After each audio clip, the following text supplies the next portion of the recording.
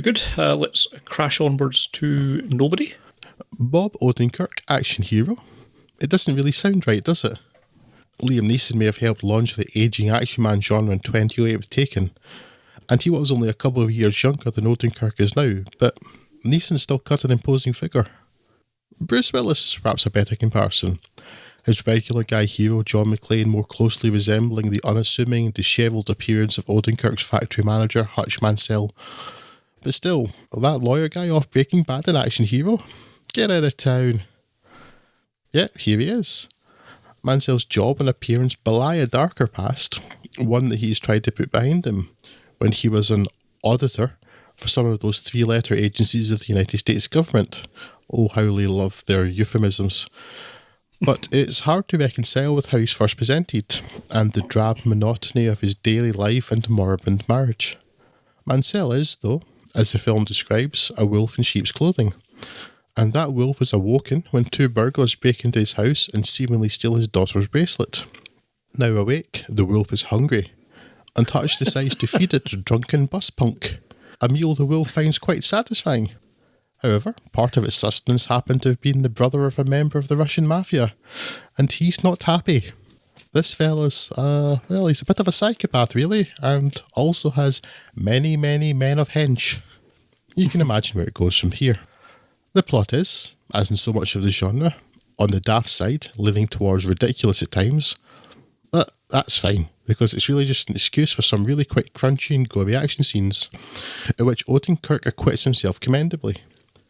Editing helps him out a little here, but editors William Ye and Evan Schiff, along with director Ilya Naishuller, resist the urge to go full born, allowing us to actually see the damn thing, and Odenkirk is actually really selling it. Pains are even taken to show that, while confident and skilled, Hutch isn't some invulnerable superhero, and he can get hurt. And while expecting that your hero is going to lose maybe a bit much, there are plenty of ooh-yeah moments and a decent level of threat to our protagonist. But the real key to Nobody's success is how very, very funny it is. I don't think I've laughed this hard in ages, and certainly not anything in his genre. Odenkirk's the key to that, as you might expect. But he is given a run for his money at times by a great turn from Christopher Lloyd as Hutch's nursing home resident father. It's really nice to see Lloyd again, actually, who I don't think I've seen since Sin City, A Dame to Kill For, perhaps? Yeah. I know he's done stuff since then, but I've not seen any, but Nobody is taut and energetic, spending the minimum amount of time in setup and getting into the plot-like action as soon as possible.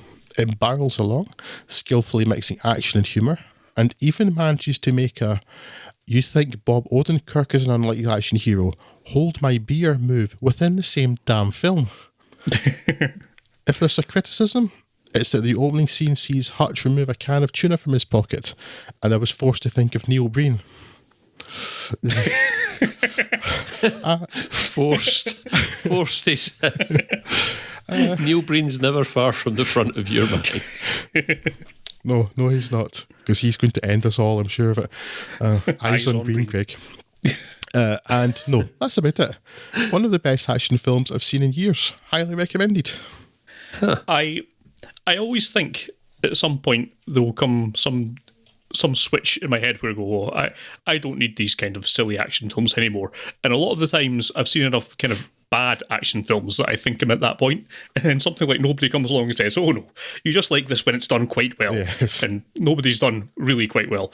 It is really funny. It's got some really crunchy, nice action scenes. It is, of course, wildly preposterous.